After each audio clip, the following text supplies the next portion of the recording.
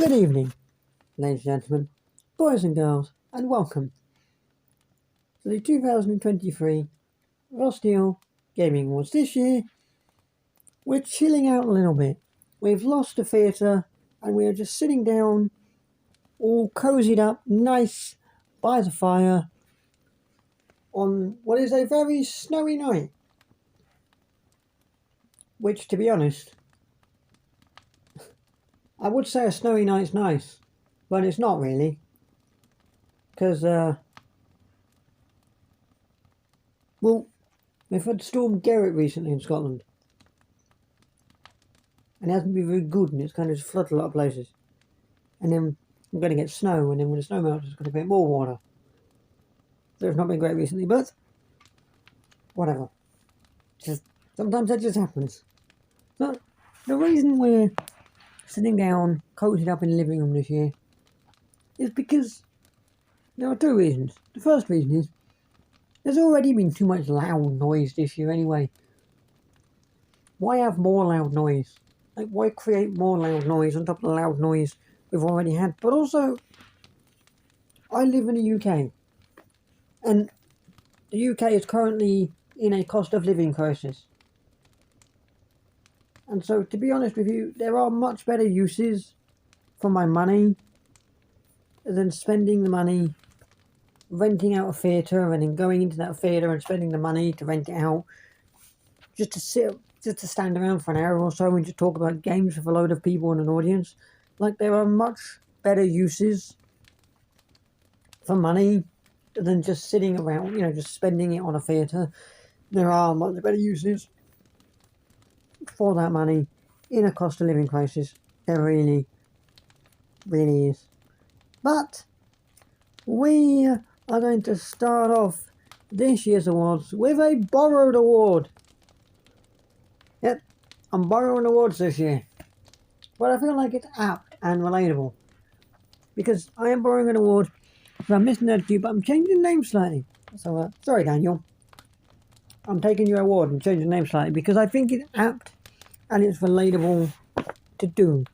Because 2023 was the first year since the 90s that Mario and Sonic went head to head with two new 2D games. So that is why we have our first award tonight is the Mario vs Sonic Award. And just before I give out the award, I just want to quickly point something out, which is, from what I can see around me, I have the Sonic the Hedgehog's Lego Dimension set, Sonic the Hedgehog Green Hill Zone set.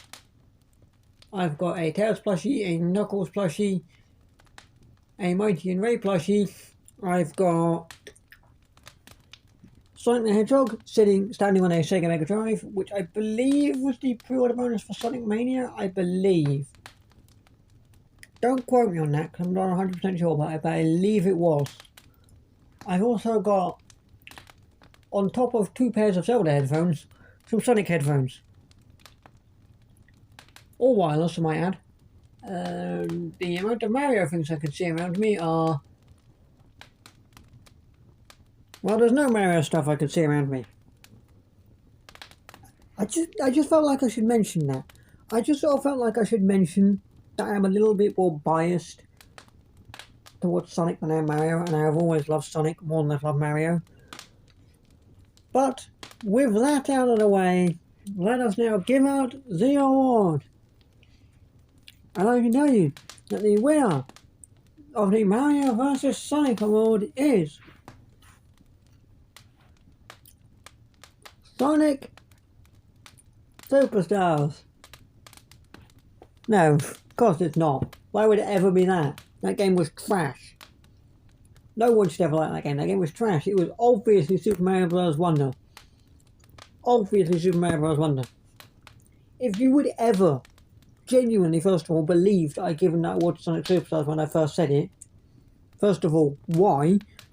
Secondly, if you would have said to anyone that Sonic Superstars is a better game than Mario Bros. Wonder, why? It clearly isn't. There is nothing good about that game in comparison to Super Mario Bros. Wonder. I will genuinely sit down and say that Super Mario Bros. Wonder might be the best Mario game ever made. Not even just best 2D Mario game, just best Mario game of all time. Which is a really, really, really bold claim, considering Mario Odyssey exists. Like, considering Super Mario Odyssey exists, it's a bold claim to sit down and say Mario Bros. Wonder might be the best Mario game ever made, but I think it is. I genuinely think it is the best Mario game ever made in the history of Mario. And it's down to a few issues. First of all, great story. Yeah, that's all good. It's always good to have a good story in a game, but also the Wonder Flower mechanic, I love that. Like collecting these Wonder Flowers and then they kind of do stuff and the level changes around you. I think that's incredibly well done. It's beautiful, it's amazing. All of these sort of all like Mario power-ups are still there and are still useful, but you can get new ones, and I just love everything about it. Like, this game, it kind of looks like with Mario Bros. Wonder, it looks like Nintendo's kind of looked at Mario and went, Mario's always fallen a bit short in comparison to Sonic in terms of 2D games. What can we do to really pip Sega and put out the best game possible? And like, this game didn't get it because obviously it's here, but this game was in contention, one of those games that was in contention for my game of the year, because I had like 15 games this year that I considered for game of the year, and this was one of them,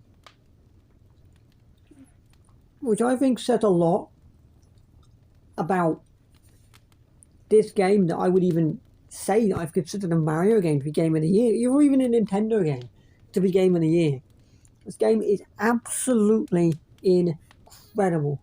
Super Mario Bros. Wonder is incredible. Like, there's nothing really negative I can say about this game. I have no negatives. Like, I have no negatives. I could list off an entire autobiography of negatives on Sonic Superstars. I've got... I could give you an entire essay on the negatives of Sonic Superstars.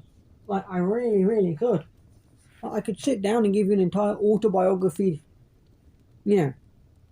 book on my negatives of Sonic Superstars. But I cannot think of a single negative thing I don't like about Super Mario Bros. Wonder. I think the only reason why I didn't give this my game of the year was because I just felt like there were better games out there. Like, that's it. That's the only reason why this game didn't get game of the year, was because there was better games out there than this. That's literally the only reason why it didn't get my game of the year, was because there were better games out there. And if you had to ask me, between both Mario Bros. Wonder and Sonic Superstars, what would I tell you to go buy? Now, I admit Sonic Superstars in its normal standard version is slightly cheaper than Mario Bros. Wonder. I will admit that now. But I would still recommend to you that you buy Mario Bros. Wonder. Because, yeah, Sonic Superstars is like £40 something for the standard version. And Mario Bros. Wonder is like 50. But I would still recommend that you go buy Mario Bros. Wonder, because it's a much better game and you're going to have such a better time with it. But if you're like, no, I don't like Mario, I really want to play Sonic, but I would recommend to you that you go and you buy Sonic Mania instead, because that is actually a good 2D Sonic game. Like, that's a good 2D Sonic game. So if you were to buy one, go buy Sonic Mania. But if you're considering which of these two to buy going into the new year, definitely pick up Super Mario Bros. Wonder, because that game is incredible. That game is absolutely incredible. The best Mario game ever made. And let's be honest, Sonic Superstars, nothing against you, Sega, but you did not stand a chance of winning this award when Mario Bros. Wonder existed. You really, really didn't. But we move on to our next award, which is the Why Do You Look This Good award. This goes out to the game that, for the type of game that it was, it didn't really need to look as good as it did. That one game that came out and I looked at and thought, holy fuck, this game looks gorgeous. But why? Why do you look this good? What are you looking this good for? What need do you have to look this good for the type of game that you are? And the winner is Cities Skylines 2. Yep. Cities Skylines 2 is one of those games that it's just a city builder. That's what it is. Like, it's a city builder. But like, if you all saw that first trailer for Cities Skylines 2 when they first announced it was real, and Paradox were making it, and it looked like you were in a real city, and it kind of looked like you were in a real city. That wasn't just some sort of drone footage of a drone going through a city. No, that was in-game. That was an in-game capture, and it was just like, what on earth? Like, what on earth? Just like, what on earth? Like, what on earth is this? The game is just gorgeous. Like, you could just jump in, go in, be down on the street, like, just sit on a road, and it genuinely just looks like you're standing in the middle of the road of a city. It's ridiculous. It's insane. Like, Cities Skylines 1, you could kind of tell you were in a video game.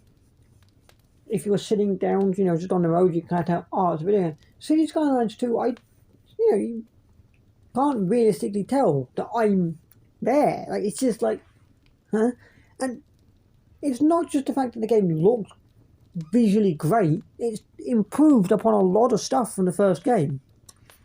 Like, the road tool isn't perfect. I'll admit that now, the road tool isn't perfect, but it is so much better than like anything from Cities Skylines 1. It is incredible. The roundabout tool is beautiful and wonderful. The fact that I have the choice of how I want to do power, water and sewage, if I want to do it through the roads, or I want to do it, through the electricity piping, and, I can still do it through power lines and pipes, but if I want to have it transfer through the roads, I can do that now. That is so useful, because I now don't need to sit down and think about road placement. Go, can I put this road here? Is this road going to be good enough? Because, I need to get a power line here, so can I do that? Because the electricity is going to now flow through a road, and it's beautiful, and it's great, and I love the way it works. It's incredible. There are a few, complaints. One of them was a buggy complaint. It was just a bug in the game.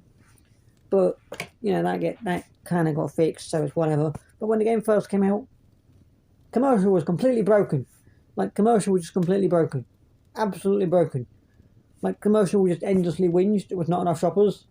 But like, you could have 10,000 people living in your city, but there wouldn't be enough shoppers in your commercial. And it was clearly a bug. And it just kind of annoyed me, because a lot of the, commercial places would end up getting abandoned because there wasn't enough shoppers. But like, the problem is, there was enough shoppers. There could have been like 10,000 people living in your city, but because it was a bug, they kind of thought there wasn't. But that was just a bug. That wasn't a, complaint on the game. It was just a complaint I had with the bugs. One of the complaints I did have on this game was they've kind of got a new system for how you unlock milestones. In the previous game, it used to be based upon population, but now it's based upon levels.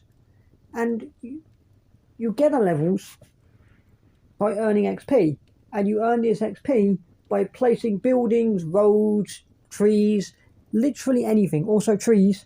I love trees. Trees are great. Trees are amazing. You place down a tree. Like, basically, place down a bunch of trees, and they grow naturally. They don't just spawn in fully grown anymore. They grow naturally, and it's beautiful.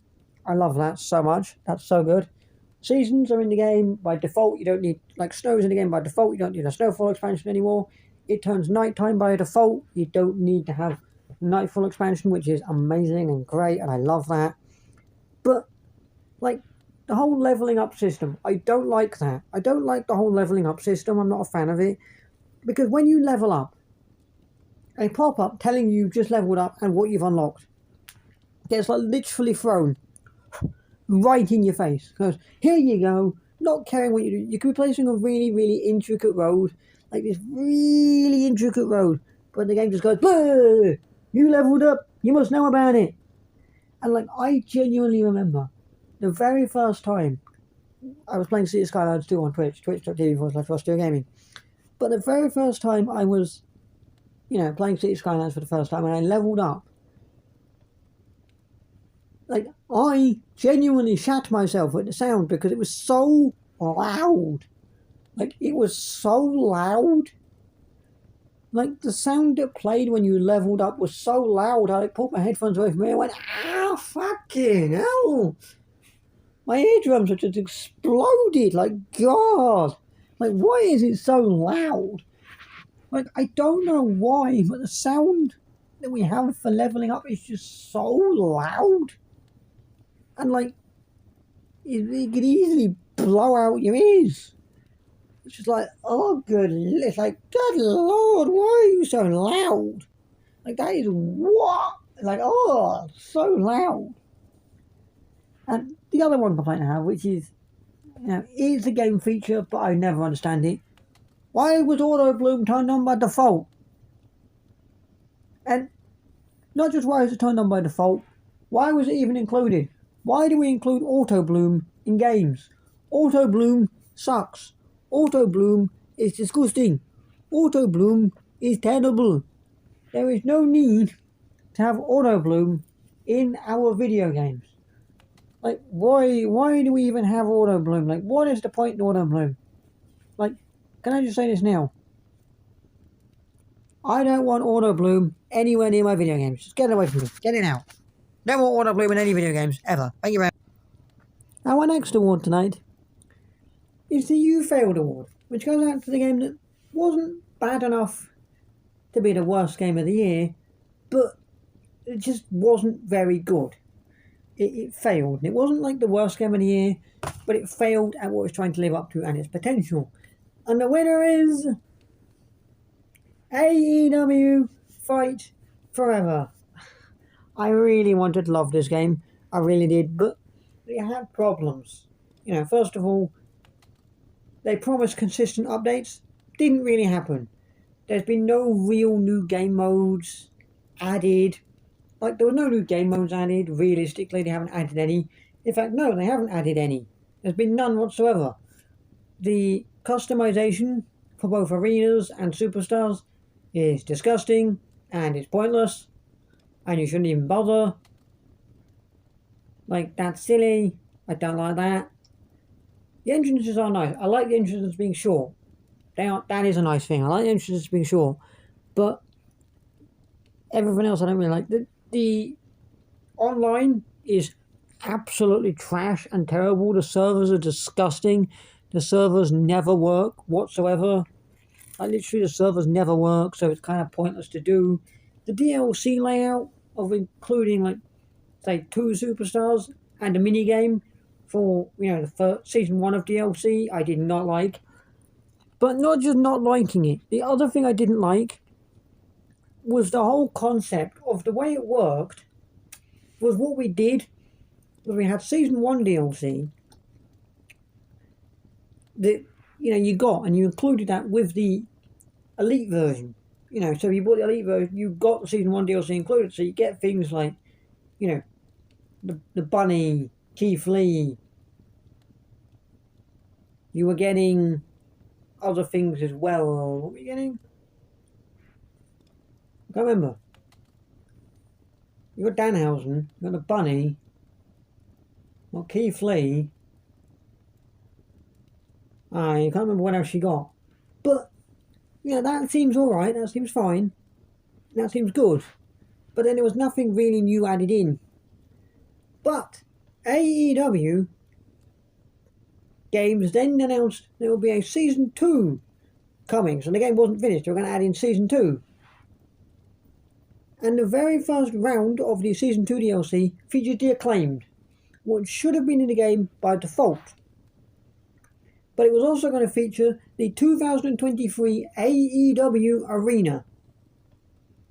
So basically, if I wanted the 2023 AEW Arena, I had to pay money for it. Because although I bought the Elite Edition of the game, the Season 2 DLC was not included with the Elite Edition. That was a completely separate DLC that I had to buy completely separately from the Season 1 DLC. They did announce some other stuff for it, like the Season 2 DLC. One of them was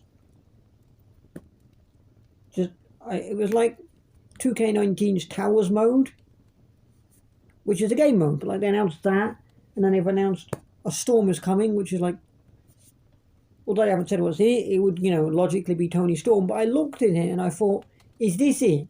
Like, is this it? Like, is this what we're doing?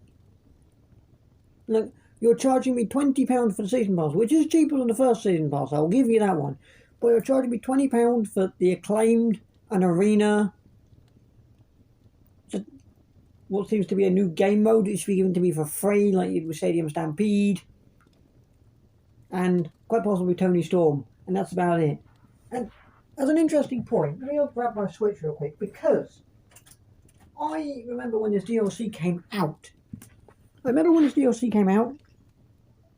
That I couldn't find it on the Switch, like eStore. I didn't see it. I didn't see an option to download the, Dynamite Acclaim Season 2 DLC anywhere. I didn't see that on the Switch. They said it was on the Switch in the trailer, but I just didn't see it.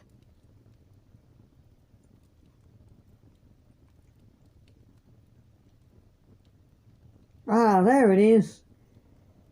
It is now out on the Switch, along with the Bring the Boom edition, which is £10 more expensive than the Elite edition that I'd already bought. And the Beat the Boom edition, it will basically features Season 1 and Season 2 merged into it as like one thing. So it's like a one bigger sort of game, and it features all of the Season 1 stuff plus all the Season 2 stuff. But then I kind of feel like what would happen is if you spent £80 to buy AEW Fight Forever Bring the Boom edition, this is my genuine thing, I genuinely think you could spend the money, like £80, buy AEW Fight Forever Bring the Boom edition, and you wouldn't then get the Season 3 content. If they make Season 3 content, I genuinely think you wouldn't get that. I feel like they would just be like, here you go, you've got access to the Season 1 content and the Season 2 Season Pass content. But if you want the Season 3 Season Pass content, you have to buy it separately. Like, I genuinely feel like that would be the kind of thing that might happen. It would be stupid to do that, but I don't know why, but I just kind of feel like I have this sort of feeling that THQ Nordic will do that. It would be stupid to do that. Like, don't get me wrong, that would be stupid. But I just sort of have this feeling that THQ Nordic are gonna do that. Like, I really, really do.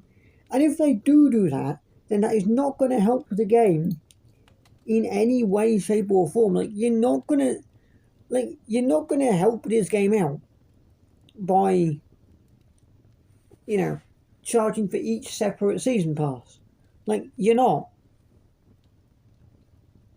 And like, when you bring out this version here, that you bring the Boom edition,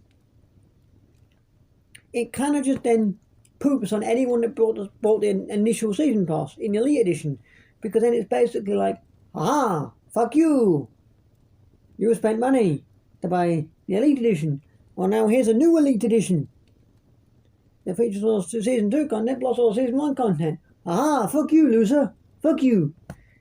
It's just like, why, like, you had, when you were talking, like when THQ Nordic were talking about this game, it had so much potential that it could have lived up to. It was so hyped up and had so much potential, and just none of it came to fruition. None of it sort of happened, and it just never really came into anything. It all just sort of felt a bit short. And actually, I just noticed, I was looking on the Switch eShop, interestingly, the Season 2 DLC, bearing in mind it came out ages ago, came out in like, I think, it it was either August, it was either like October or November time on everything. But the Switch release date for it was the day at the time I'm making this. It was today's date, the 27th of December. So it's a lot later on the Switch for the Season 2 content. But it just kind of makes me think, why are you, bothering to have a second season pass? Like, what does having a second season pass do for this game? And why, when someone buys the Elite Edition, do they not gain access to every other DLC? The point of me buying the Elite Edition would be to gain access to all of the other future DLCs. Not having to, buy the other DLC separately. That's not the point of me buying the Elite Edition. I wouldn't want to do that. Like, if I wanted to do that, I wouldn't want to just, buy all the Elite Editions separately. I want to be able to just buy the Elite Edition and then have it give me all the other DLCs by default. I don't want to have to start paying the money again to buy future DLC, future season passes, like Season Pass 2 or Season Pass 3 or 4. Like, that's not what I want to be doing. I don't want to be buying like Season Pass 2 or Season Pass 3 or 4. I want to buy the Elite Edition once and have access to all the Season Passes, but let you still sell the Season Passes separately, because then when you sell the Season Passes separately, you can still sell the Season Passes separately, but like what you can do is you can sell the Season Pass separately, so that if someone maybe doesn't want any of the stuff from the Season 1 Season Pass, like they don't want Keith Lee, or they don't want Danhausen, or they don't want FTR, or the Bunny, or whatever, then, they don't have to have that. But if they want the Acclaimed and Tony Storm and, the 2023 AEW Dynamite Arena, then they can have that. Like, I think that's kind of a good way to do it. Yeah, you sell season passes separately, so then someone who's just bought the base version of AEW Fight Forever can kind of decide what they want, season pass wise. But for me, someone who has bought the entirety of the Elite Edition, I don't want to have to sit down and start, just shelling out like extra money on top of the Elite Edition. I just want access to everything, all of the content. Now, our next award tonight goes out to one game in particular. There is one game that I made this award for, and I thought I need to make this award just to give it to this game, and it is the Give the Career Mode New Content Award. Because there is one game that I feel like is neglecting its career mode. Because the winner of this award is F1 23. And I feel like this game is neglecting its career mode in every single way. Like 2020, F1 2020, we added in My Team Career Mode, which was a good step forward. It was good, it was a nice step forward. But My Team Career Mode is exactly the same in F1 23 as it was in F1 2020. There's not really been any changes. And it's like, it feels like the last few years we spent more time on everything else. Like last year we spent all of our time on F1 Life, which was like F1 meets IKEA Simulator. And this year it kind of feels like we put all of our time and effort into F1 World.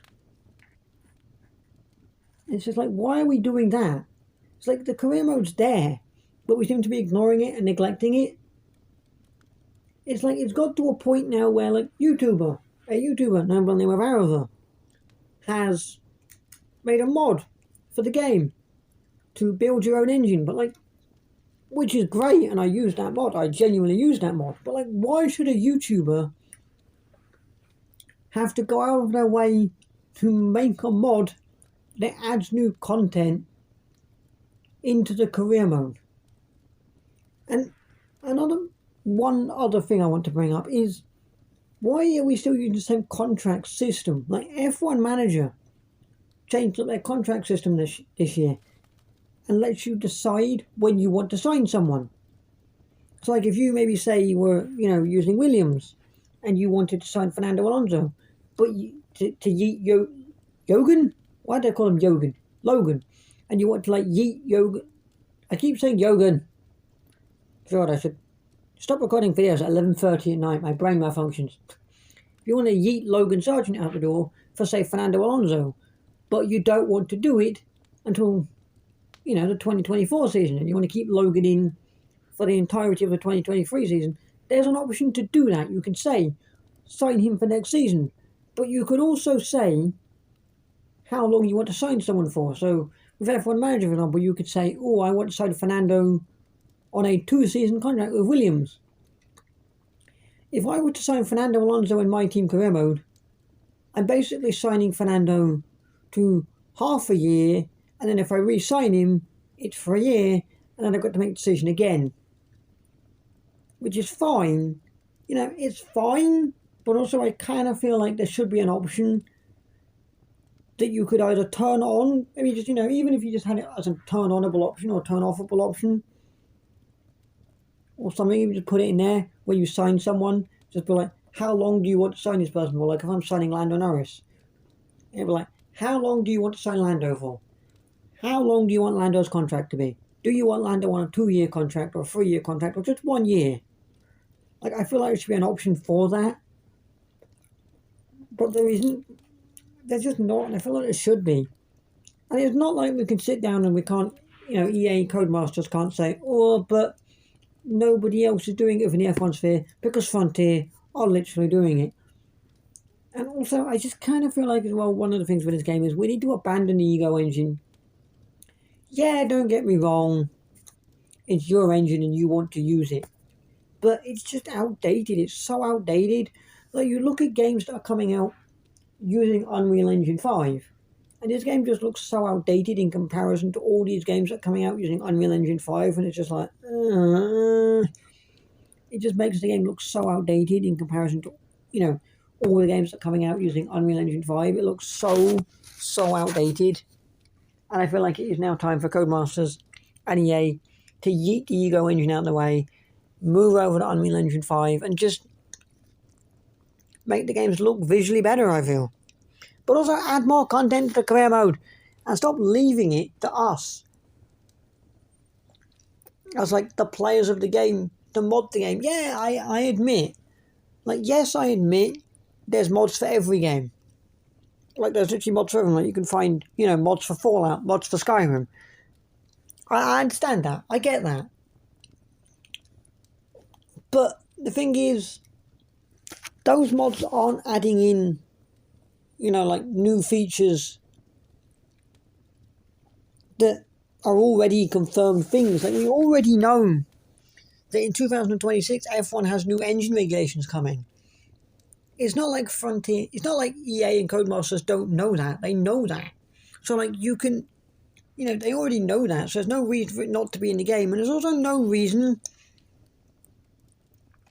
for me, when I'm creating a livery in the game, for me to take the in-game sponsors, have A, more sponsor slots, but B, take the in-game sponsors that are in the game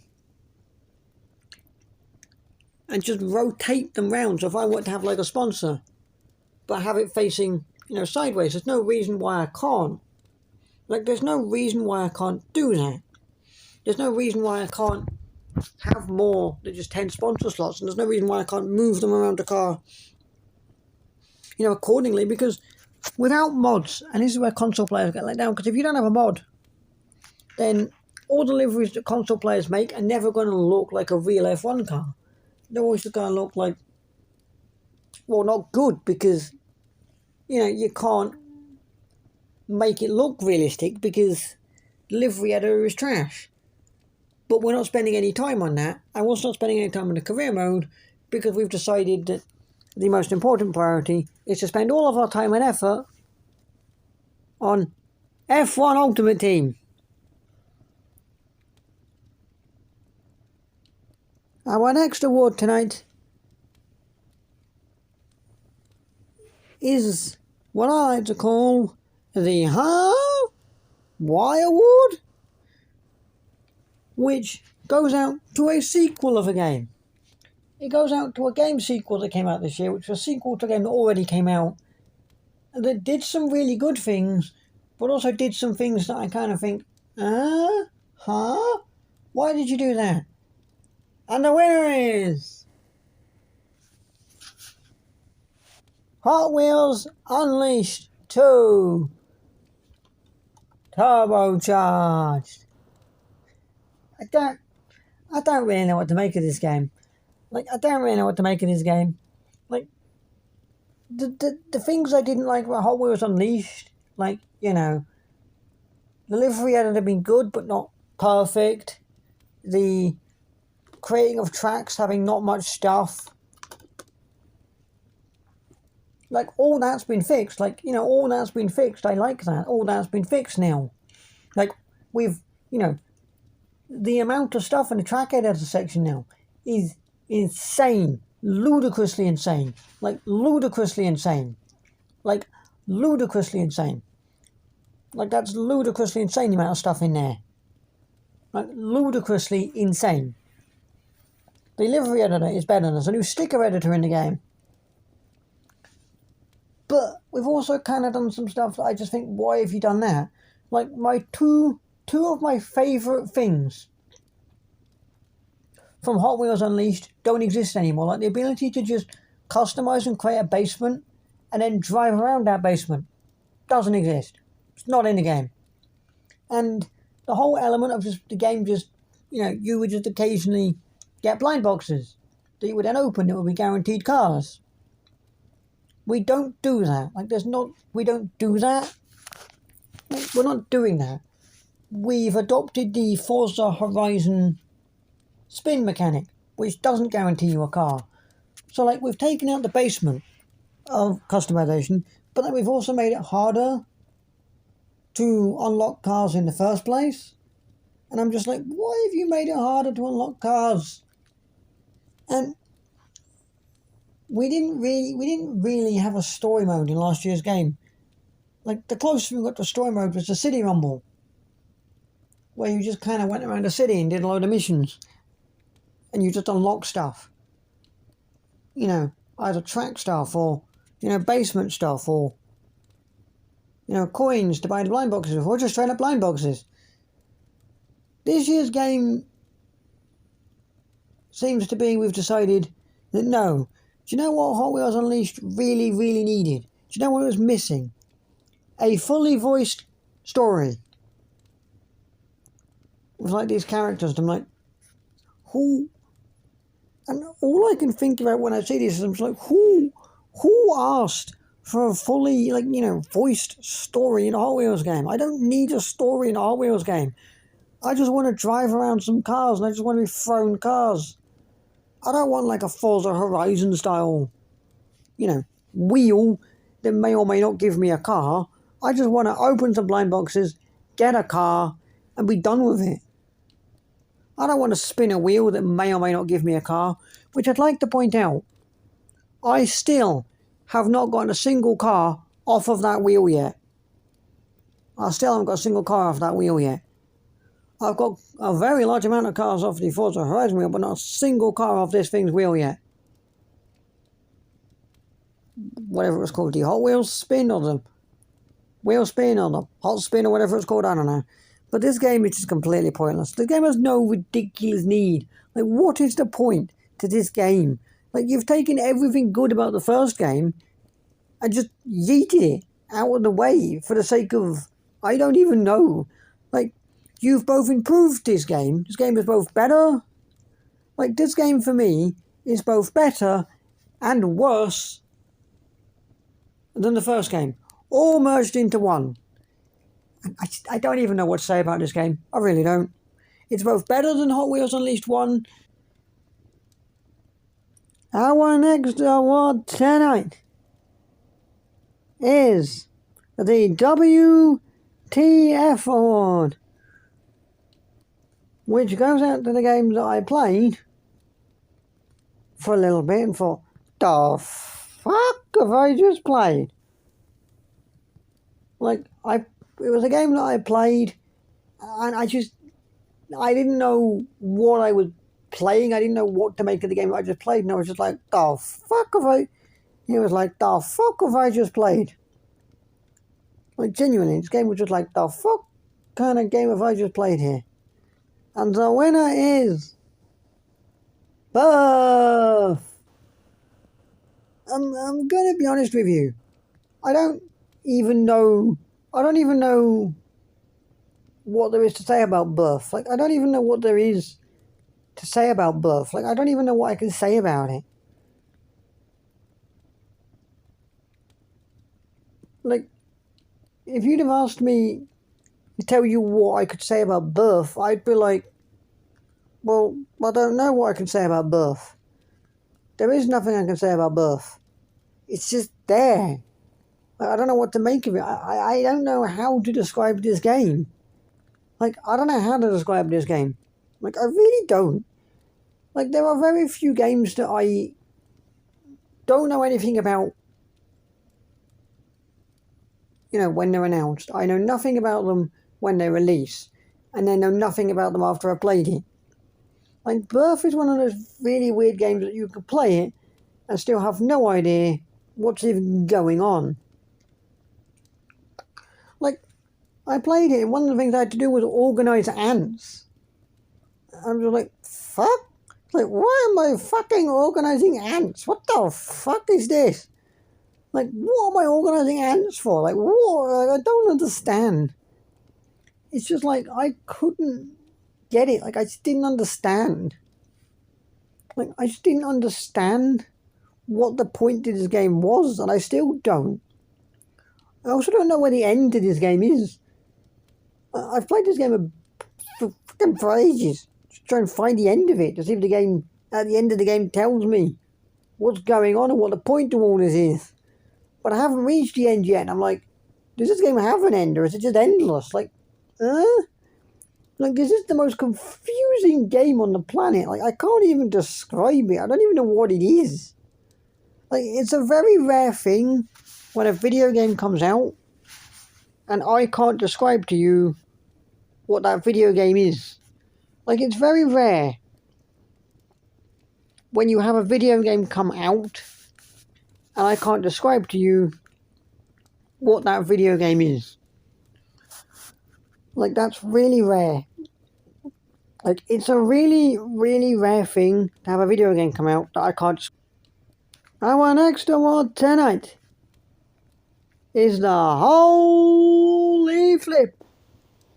You Saved It Massively award. And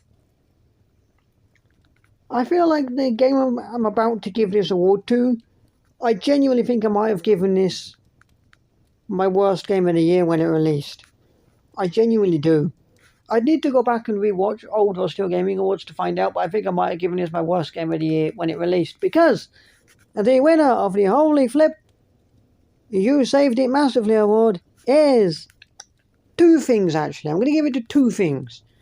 But I'm going to give it to two things because it's technically the same thing. Cyberpunk 2077 Phantom Liberty and Cyberpunk 2077 2.0 update. Because first of all, 2.0 update for Cyberpunk, absolutely incredible. The 2.0 update has saved the game. It has taken all of the things that were wrong about it and, you know, fixed it and made it incredible. The game is incredible now. The game is incredible. That 2.0 update for Cyberpunk really, really, really saved the game. It really, really saved the game. The 2.0 update saved Cyberpunk. Because I always kind of said the same thing about Cyberpunk. It felt like I was given the best world in the history of video gaming, but it was paired with a game that was basically like being told over the telephone that you have to make an RPG game, but your budget is a Mars bar and a Freddo and 27 pence.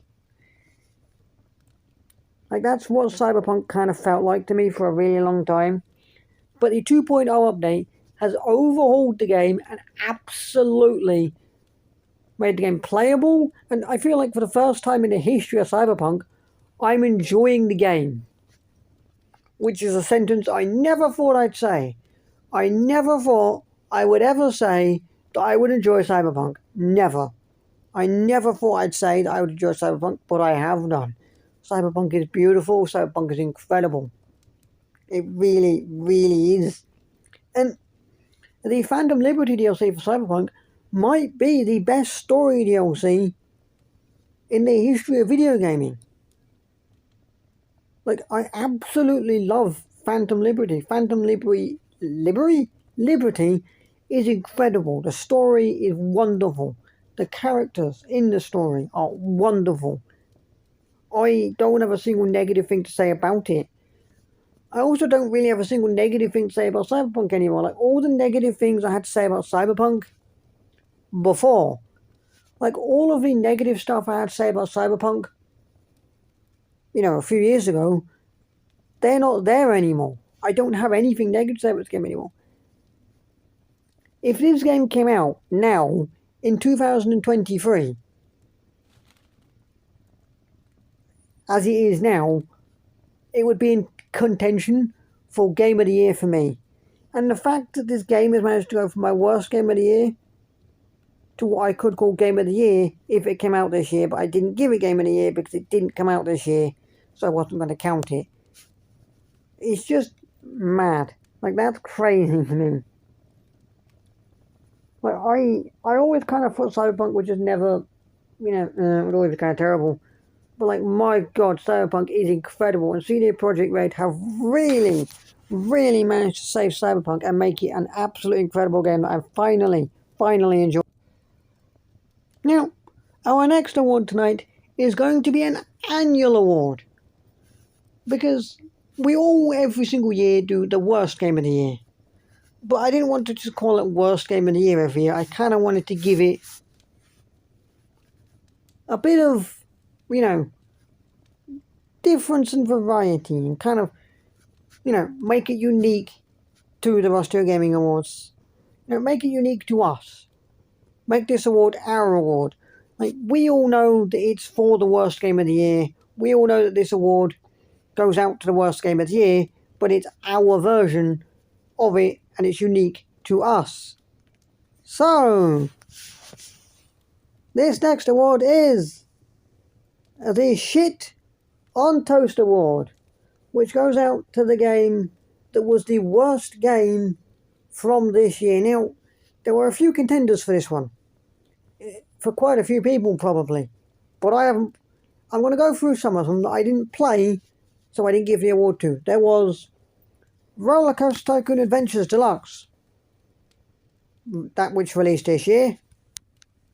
I didn't give this game the Shit on Toast Award because I never played it, because I don't play any Roller Coaster Tycoon games anymore, unless it's 1, 2, or the Complete Edition on PC and my Switch. There was Lord of the Rings Gollum, didn't play it, so I didn't give this award to it. There was Redfall, but I didn't play it, so I didn't give this award out to it. So, the winner of the Shit on Toast Award, which some of you may agree with and go, yeah, I agree. So you might think, oh my God, no, how dare you? And the winner of the Shit on Toast Award is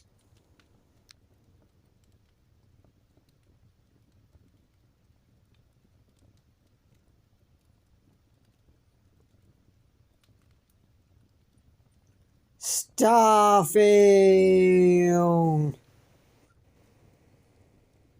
Starfield. What is there good to say about Starfield? I mean, first of all, I just want to point out, Fallout 4 is one of my favourite games of all time. Like, if you ask me to list my top 5 games of all time, Fallout 4 would be in that list. Like, I have played Fallout 4 and completed Fallout 4 so many times. Like, I've played and completed it on easy difficulty, I've played and completed it on medium difficulty, hard difficulty, survival difficulty. I've played it on PC, I've played it on Xbox, played it on my Steam Deck, I've played it vanilla, I've played it modded. Like, it's safe to say I love Fallout 4. That's safe to say. Like, it is safe to say I love Fallout 4. Like, let's not beat around the bush here. I love Fallout 4. And, like, when Bethesda announced Starfield, I was excited by it. Like, you know, Fallout 4, but in space. I was excited by it. I was really excited by it. But the game came out and it just, for me, it felt like really, really short, and I just hated everything about this game. Like, this game just did so many things that were just like, why? It's like, it was buggy to all heck, like buggy to all shit and all hell. But it wasn't even like, you know, all the hilarious Bethesda bugs. It wasn't like you could say, oh, it was the hilarious, you know, hilarity Bethesda bugs that you could just laugh at and enjoy. Because you couldn't. Because the game itself and the story was so boring that you'd walk off and go play something else. The physics were fucking janky as hell. And don't even get me started on the fast travel. Fast travel was fucking disgusting. You literally had to fast travel anywhere in that game. Want to go to a planet? Fast travel. Want to enter a building? Fast travel. You know, want to get on your ship? Fast travel. Want to sit down in your ship to drive your ship? Fast travel. Finish driving your ship? Want to get out of the driving position? Fast travel. Want to get out of your ship? Fast travel. And it wasn't even just like, oh, the fast travel, you know, oh, you just fast travel. For a transition to a loading screen. No. You know, through transition. No. It's a full-on loading screen. It's like a full-on 2-minute loading screen just to load you into your ship. It was ridiculous. And the companions in this game are just bland and stale with no real personality. Like, the companions in Fallout 4 were all unique and all had something different going for them. And you kind of know all of the names of all the companions in Fallout 4, and you could resonate with them because they all had unique personalities. All the companions in Starfield are all just the same bland, boring human with a slightly different voice. But even some of the shit the companions say is just weird and silly anyway. Because, like, I had a companion that I took to Mercury. You know, the closest planet to the sun. And you have a spacesuit. Your spacesuit tells you, you know, temperature. You know, how warm you're feeling. And the game was like, oh, you're boiling. My companion gets out of the spaceship and tells me they're freezing. On the surface of fucking Mercury, they were freezing. And I also genuinely don't think I've been to a single planet in Starfield where I haven't found stuff. It feels like every single planet I ever go to in Starfield, there's always something on the planet. There's no planet that is just deserted and dead with nothing on it.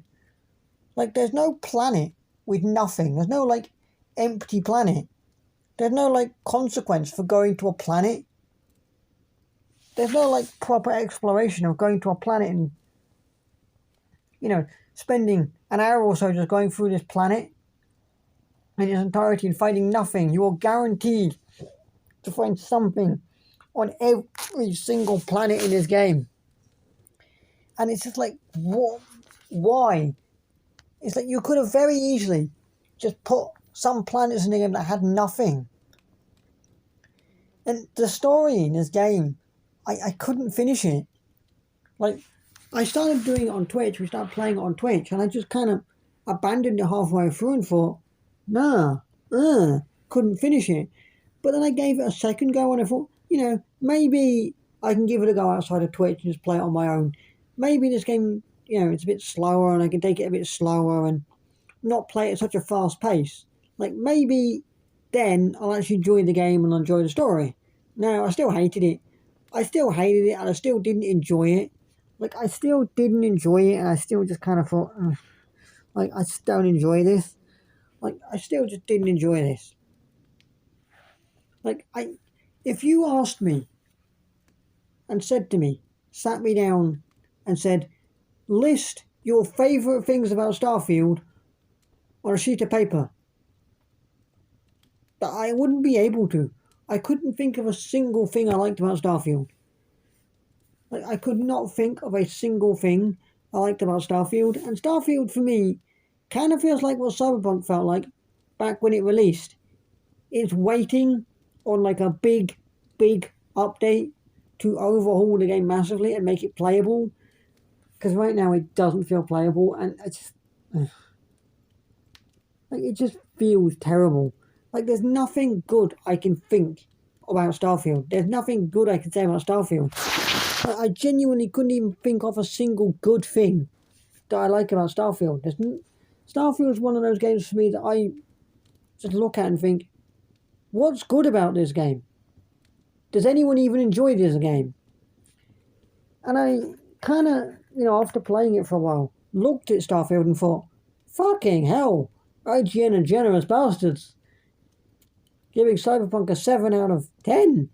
Like, who's giving Cyberpunk a 7 out of, 10 for Starfield? Like, who's doing that? Like, that feels far too generous. Like, if I had to give this a rating out of 10, I'd probably give Starfield a minus 14. Minus 14 out of 10.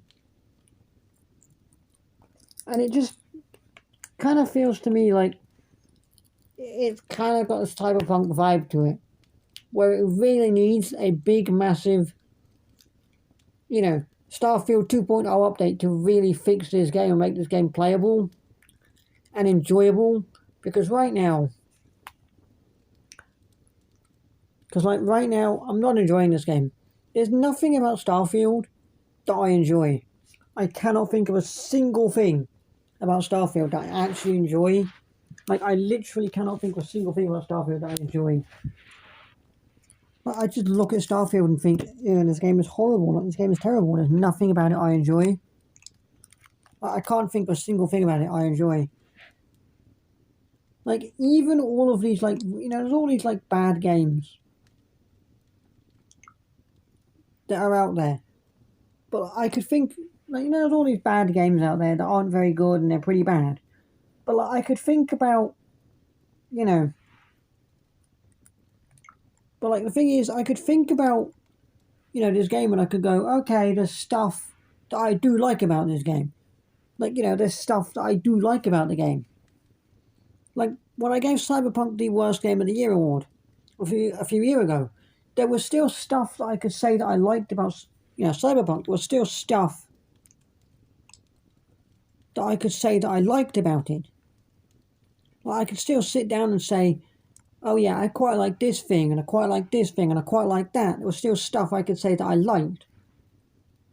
There's nothing that I can sit down and say that I liked about, Starfield. There's nothing I could say that I liked about Starfield. I cannot think of a single thing. I can't think of a single thing that I like about Starfield. Starfield just feels like one of those games to me that it's like, and it saddens me. It really saddens me that Starfield isn't a good game, because I loved Skyrim. I thought Skyrim was really, really good. Fallout 4 is one of my favourite games of all time. I mean, Fallout 76 was terrible, being online only when it came out, and having to pay, stupidly amounts of money, like £100 a year for the single player, was dumb and catastrophically stupid. But, for me, right, I wanted Starfield to be good. I really, really did. I wanted Starfield to be good, and it just wasn't. And it saddens me that it wasn't. It really... Now, this year has been a really incredible year for gaming. Really, really incredible year for gaming. I really have love to share video games. And, you know, I had like 15, 16 games I was considering as my game of the year. But when I was making up these awards, I managed to get it down to 3. And I literally, when I got it down to 3 games, there was 3 games and I just couldn't pick between either of them. I was just like, I cannot pick between any of these games to be my game of the year. Like, I was just like, I cannot pick between any of these 3 games to be my game of the year. And what I ended up doing when making these awards for my game of the year was I ended up writing a list of all the stuff I like about all 3 games. All the stuff that I liked was on the list, and all the stuff I didn't like was on the list. And so, like, some of them, they were just a bit kind of, you know, a bit sort of, like, one of the reasons that I give out, again, it doesn't get game of the year, is, like, so minuscule and so tiny. But that's, like, how... But, like, that is just how, like, close all 3 of these games were to me. That even just, like, one tiny little minuscule thing. Like, you know, one tiny little minuscule thing just, you know, kind of gave it in the edge of one game. And so, we started off with the Bronze Medal Award. Now, this goes out to the game that missed out on Game of the Year by 2 places. And the winner of the Bronze Medal Award is The Legend of Zelda, Tears of the Kingdom. Oh yeah. I really enjoyed this game. I really did. I mean, ultimately, it didn't get my game of the year for, you know, the fact that it was on the Switch and it was running, I think at most 19 FPS. So that kind of let it down a little. So, like, to be honest with you, that kind of let it down a little, but I still loved this game. Like, the whole element of being able to build whatever I wanted. Like, if I wanted to build...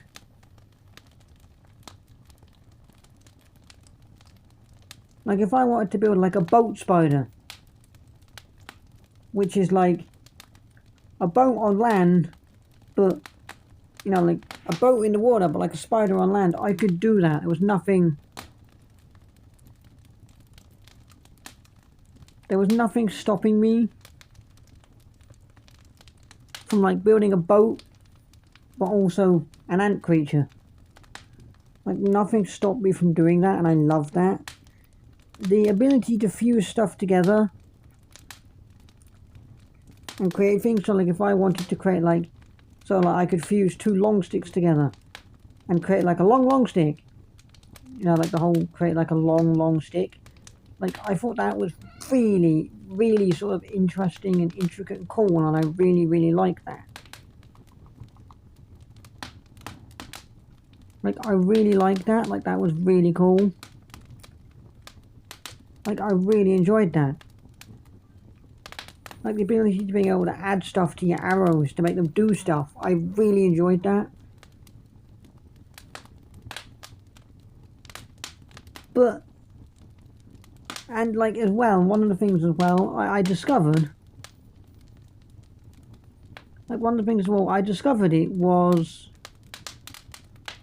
like, it was something I discovered completely accidental. Like, by sheer accident, I discovered, like, I knew there was the bit above, because I saw the bit above, so, like, I knew that was already there, because, like, I'd seen that. Like, yeah, I saw the sky bit, because that's where you started, and then I knew Hyrule existed, but by sheer accident, I fell down a hole. I will admit, I died of fall damage. Like, I will admit now, I will admit I did die of fall damage. Like, I will admit now, I did die of fall damage. But I discovered, like, a giant hole. And underneath Hyrule there was an entirely blackened out world. Like, just this whole thing that I don't even think Nintendo talked about. They didn't even mention it. Like, I don't even think Nintendo mentioned it. Like, they mentioned... Like, they mentioned the sky part, and they mentioned Hyrule, but I think the blackened out bit at the bottom they didn't mention. And that was, like, one of the greatest bits of the game, and I'm like, huh? Like, why didn't you mention that? It was great. Like, I had a blast with this game. I really, really did have a blast with this game. I think what let it down was the whole fact it is running on a Nintendo Switch, and Nintendo Switches are not great, you know, in terms of graphically. Graphically, it didn't look great, and it was kind of, you know, FPS-wise, it wasn't great. But Tears of the Kingdom did teach me something, and it made me realise that not every game has to be running at the best resolution and the best frame rate to be a good game. That's one of the things Tears of the Kingdom really, really taught me.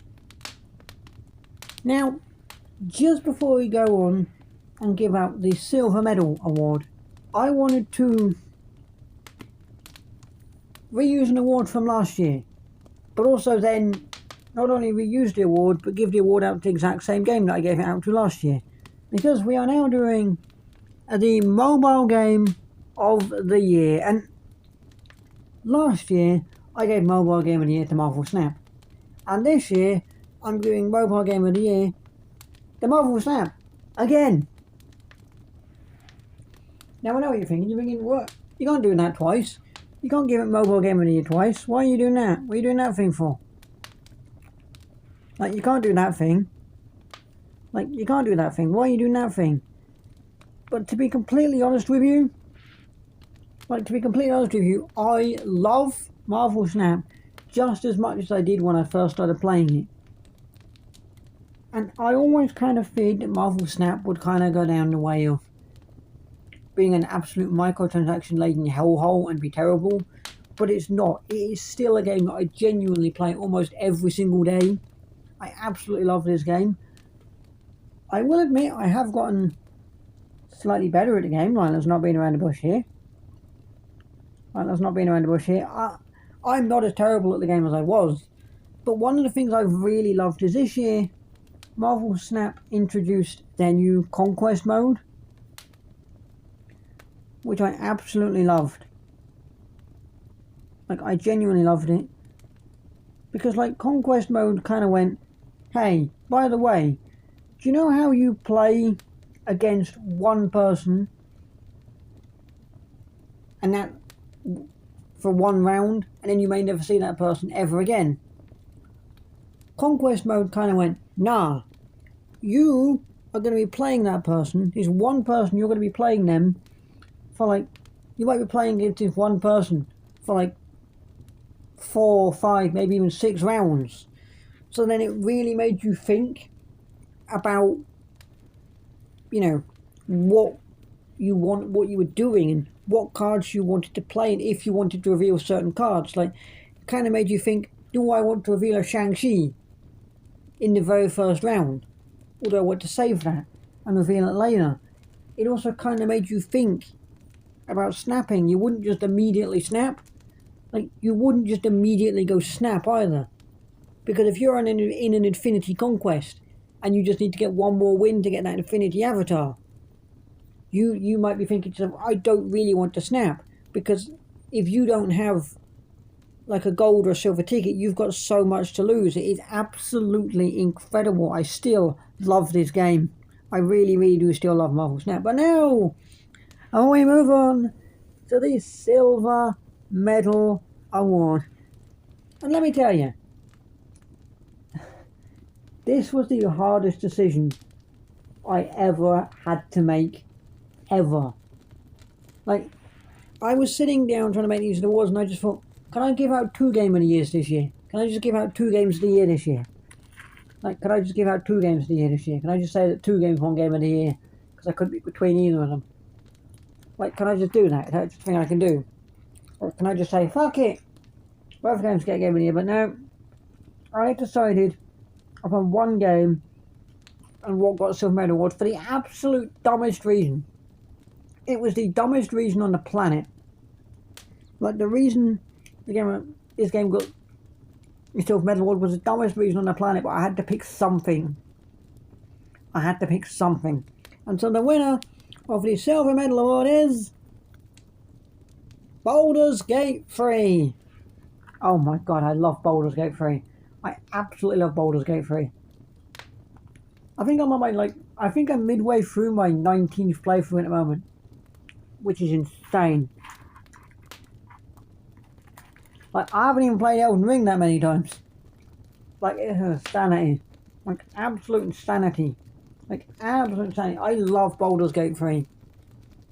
Well, if you sat me down and you told me to give you an honest rating out of 10 for Baldur's Gate 3, I'd probably give this game a solid 95 out of 10. Like, I absolutely loved this game. It was absolutely incredible.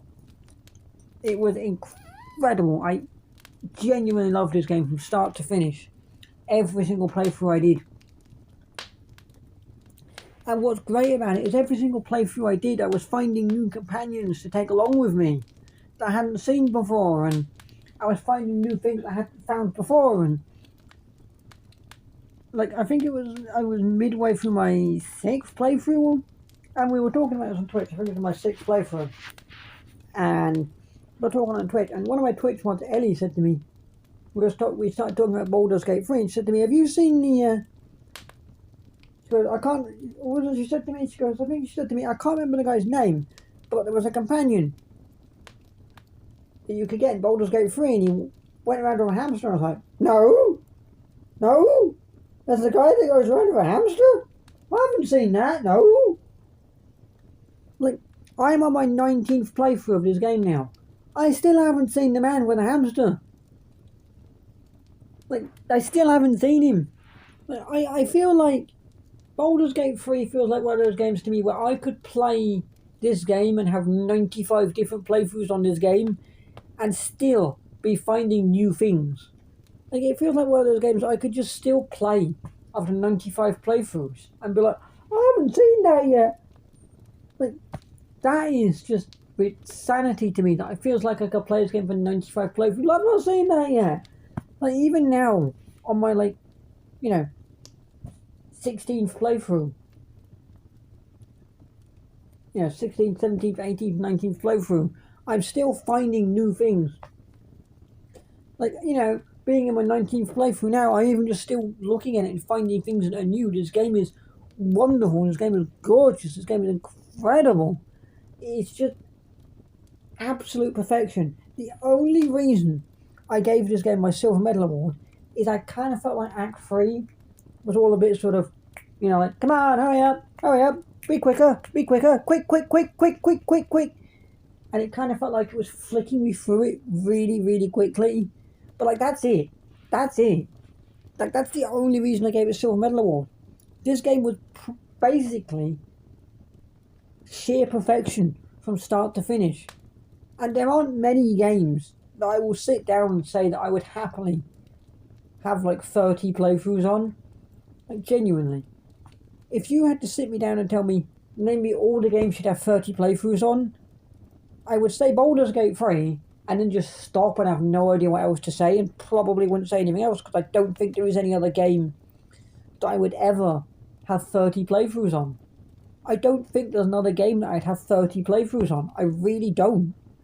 Like, I just don't think there's another game that I'd have 30 playthroughs on, other than Baldur's Gate 3. Like, Baldur's Gate 3 is just sheer perfection. And the only reason I bring up the whole, speeding me through, Act 3 and giving it a silver medal was because I had to, pick out something to decide between this and my game of the year.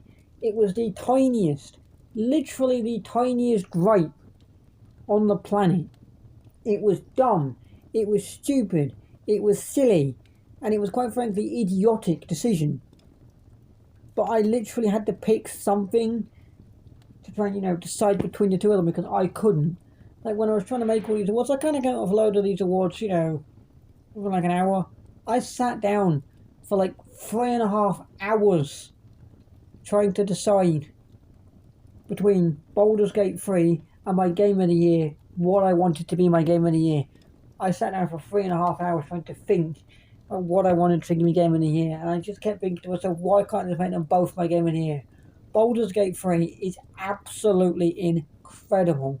One of the best video games I've ever played, and I cannot recommend it to you enough. If you haven't played Baldur's Gate 3 yet, I 199 billion% recommend you to go and jump onto Steam and give Baldur's Gate 3 a try, because you will absolutely 110% love this game. This game is just incredible. Just incredible. It's one of the greatest games I feel like ever. Just ever. Like, I absolutely love this game. This game is just, for me, the most incredible thing. I absolutely love this game. It's kind of rare that you'll find a game that I would love as much and want to play through as much as Baldur's Gate 3, but I absolutely love it. I have nothing but praise for Baldur's Gate 3. Baldur's Gate 3 is absolutely the most incredible game ever. And now, it's the moment that we've spent all night building up to, the big moment. It is now time to reveal to you all what my 2023 Game of the Year is. And let me tell you, I don't think any of you are expecting this. None of you, last year it was predictable. You all knew, oh, my game of the year is going to be Elden Ring. You knew that. But this year, I don't think it's predictable. Don't think you'll guess what my game of the year is. I genuinely do not.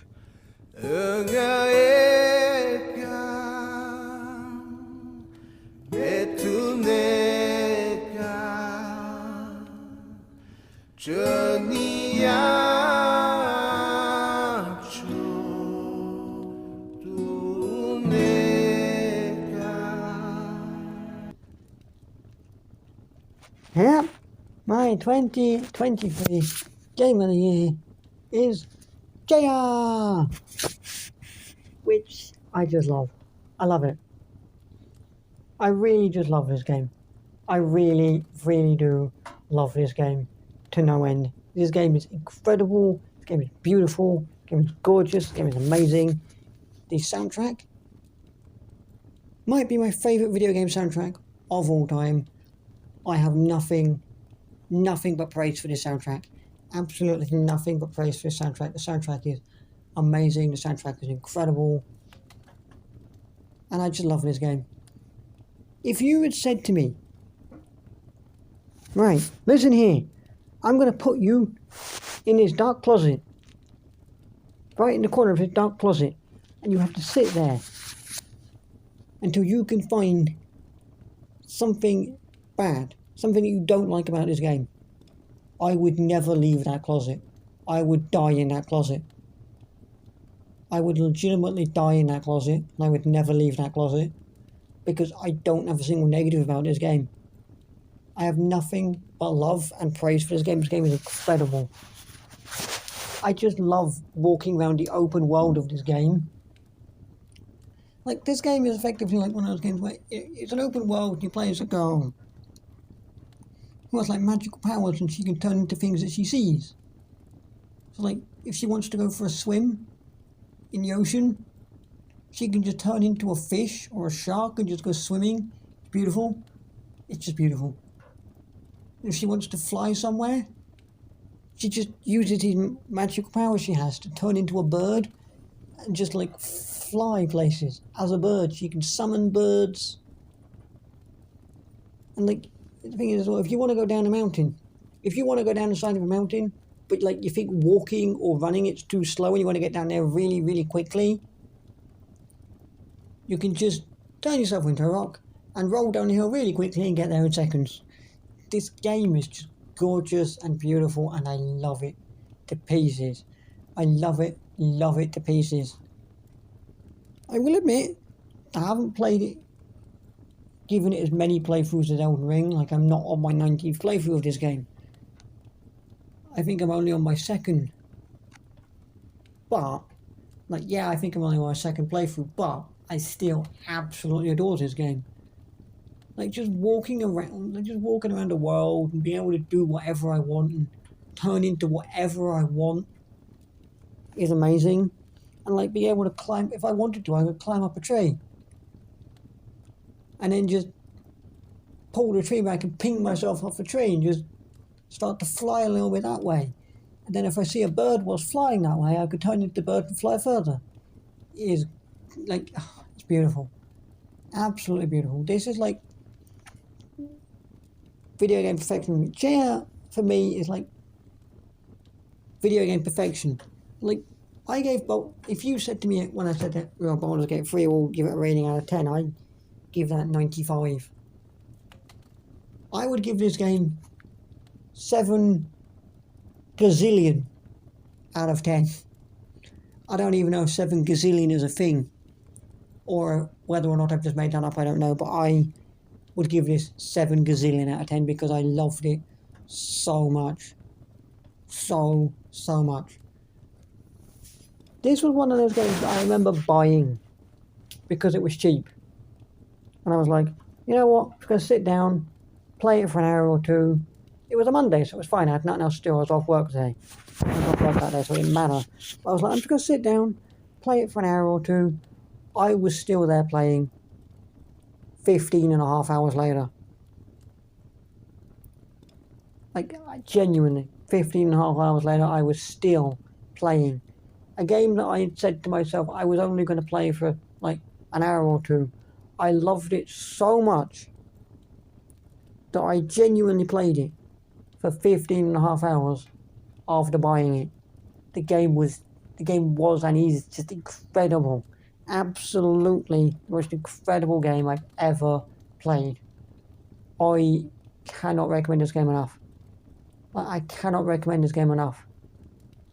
I have nothing but praise for this game. There's not a single negative that I have about this game, and I urge you and I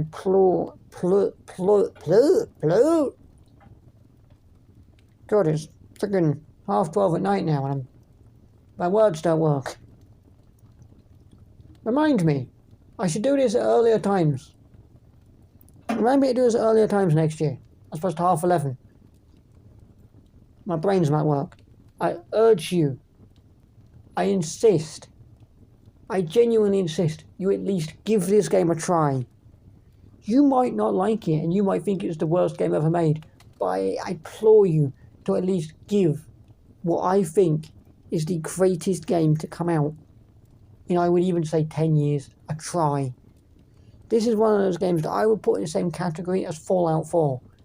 This would be in my top 5 games of all time list. I love it to pieces. I really, really do. But that is going to do it for the Rusty Gaming Awards for this year. We'll be back next year.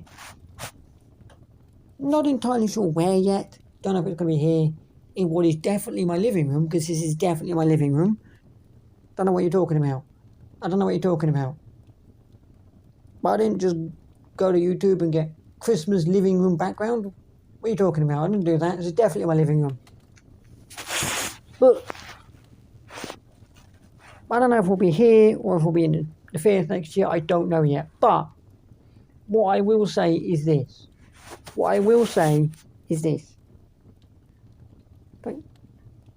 I have had a good year on YouTube this year. I enjoyed it.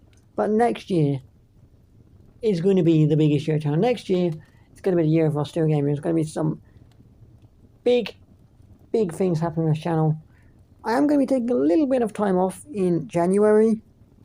There may be the occasional video here and there, because I am going back to Japan in January. So there might be the occasional, Japan-related video in January. But I am pretty much going to be taking the month of January off. And I will come back in February with loads of content. We're going to finish off Bully for Rusty Gaming Completes. And then we're going to have loads of other, new big Rusty Gaming Completes. Some of which, you're kind of going to think, okay, Okay, I could see that. I could see someone completing that on YouTube, and some of these you're going to look at and think, the fuck? Some of these games that when I looked up both of them on YouTube, I hadn't seen a single person really covering them. So, like, you're going to see that. But for now, I just want to say thank you very much for joining me this year. I hope you all enjoy the rest of your new year. Rest of your year. Enjoy the new year. Have a very, very good new year. And I'm going to leave you now with a little bit of a montage of some of the things that you can expect to see on this channel next year. But for now, enjoy the rest of 2023, and I hope you have a very, very good 2024. And I shall see you all in the new year. Good night, everybody. Good night.